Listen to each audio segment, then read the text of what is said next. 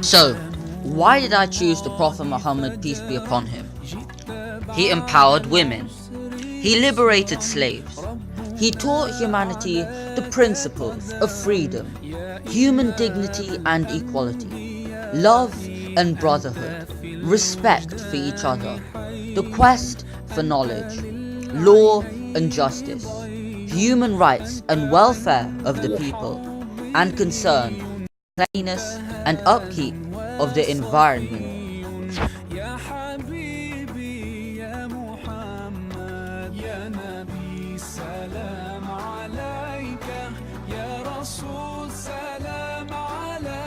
The fight for women's rights. At the time of Muhammad, peace be upon him's birth, women in 7th century Arabia had few, if any, rights. It was not uncommon for small girls to be buried alive, for unbelievably, many Arabs thought it to be shameful to raise a daughter up. The Prophet put an end to female infanticide and established explicit rights for women. The quest to enlighten the ignorant Arabs about the importance of women in general was hard and long. However, the Prophet kept preaching and was able to empower women in the Middle East.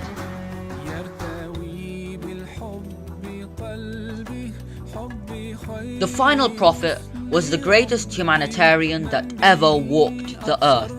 He believed in democracy, racial equality, social justice, and human rights. George Bernard Shaw, a wise, respectable man, insists that if a man like Muhammad, peace be upon him, were to assume dictatorship of the modern world, he would succeed in solving its problems that would bring it the much needed peace and happiness. Furthermore, Michael H. Hart, who wrote The 100, a ranking of the most influential persons in history, placed Muhammad, peace be upon him, at the top of the list for his goodwill towards humanity and his conquest to help humanity on two different levels, the spiritual and the political, which is another reason for why I believe he deserves this award.